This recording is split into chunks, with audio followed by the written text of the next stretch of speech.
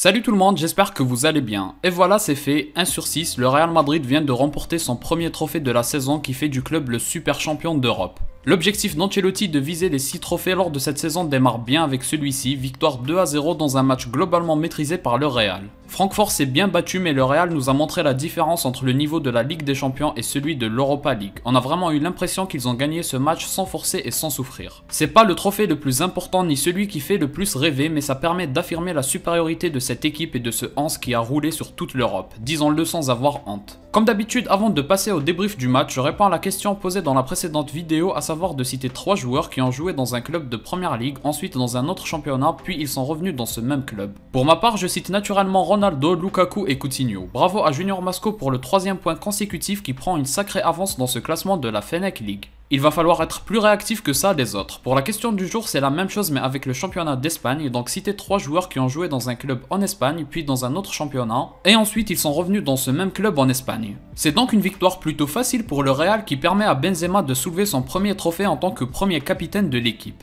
Victoire dans laquelle il a également dépassé le record de Raúl dans le classement des meilleurs buteurs du Real Madrid. La prochaine cible c'est Ronaldo mais il va falloir planter 126 buts pour atteindre les 450 de CR7. Pourra-t-il le faire? Dites-moi ce que vous en pensez en commentaire. À son rythme actuel il en est capable mais pourra-t-il avoir un même rythme de 30 à 40 buts par saison pendant encore 3, 4 à 5 saisons? Et le Real lui fera-t-il confiance assez de temps pour ça? On ne sait pas mais personnellement je prends les pronostics et je pense qu'il va dépasser le record de Ronaldo. Bon, revenons au match, le Real s'est imposé assez facilement je trouve. Certes, une grande partie de la première mi-temps, j'ai trouvé le match équilibré, mais Francfort n'a jamais réellement mis en danger les Madrilènes, si ce n'est sur une ou deux contre-attaques à la suite d'une perte de balle du Real. Celle que j'ai en tête, c'est celle de Mendy que Kagawa termine mal avec un tir sur le gardien. Il aurait pu mieux faire et mieux placer son tir, mais je suppose que Courtois est tellement imposant que ce n'est pas aussi évident que ça pour les attaquants. Mais franchement, mis à part cette action, je n'ai pas le souvenir qu'on a été mis en danger plus que ça. Certes, Militao a dû faire quelques retours express pour défendre, mais ça n'a jamais été dangereux. D'ailleurs, tant qu'on est sur la défense, j'ai trouvé Militao excellent. Il a toujours une attitude corporelle étonnante mais c'est un monstre en termes d'énergie dépensée. Il n'hésite pas du tout à tout donner et ça compte énormément. C'est pour ça qu'il a été vu bien plus qu'Alaba qui lui défend en reculant en se plaçant bien mieux que Militao.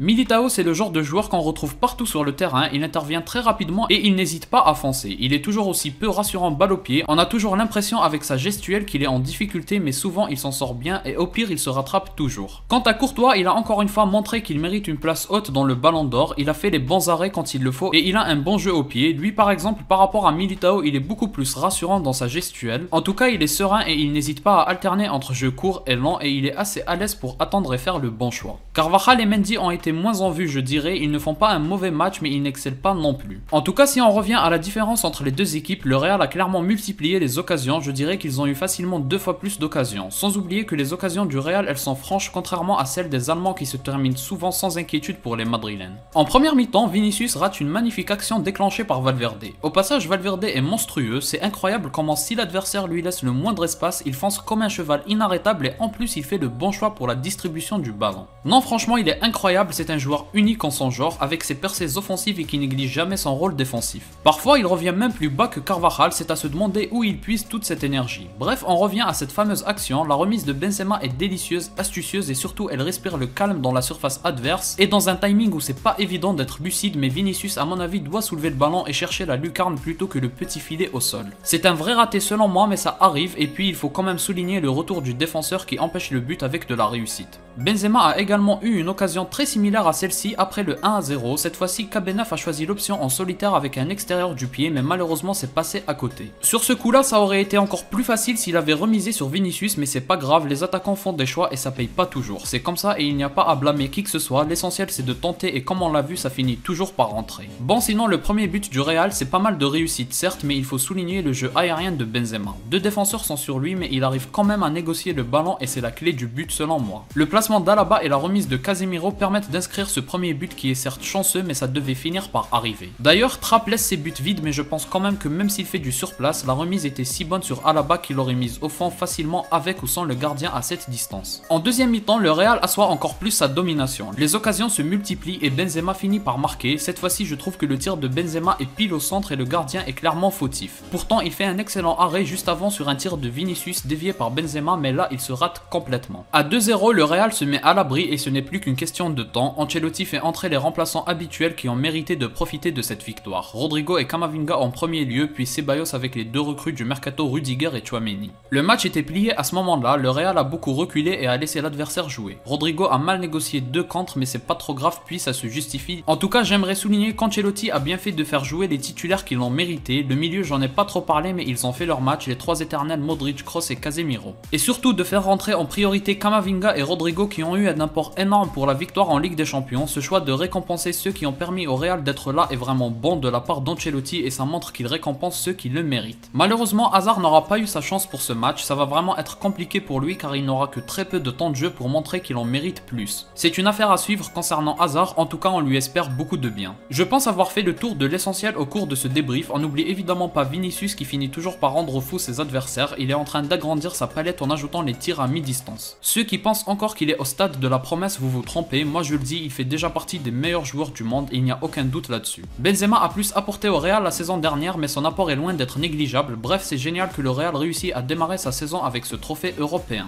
1/6 pour commencer, il y a vraiment rien de mieux. Combien vous pensez que le Real va pouvoir en gagner cette saison? Moi je vais m'enflammer et pronostiquer le 6/6. Oui, ils en sont capables, oui, ils vont le faire, mais le duel avec le Barça risque d'être très intéressant et sera certainement moins joué d'avance que la saison dernière. Si vous avez aimé, je vous invite à liker, partager, commenter et vous abonner, ça va beaucoup m'aider. Moi je vous dis à la prochaine, portez-vous bien.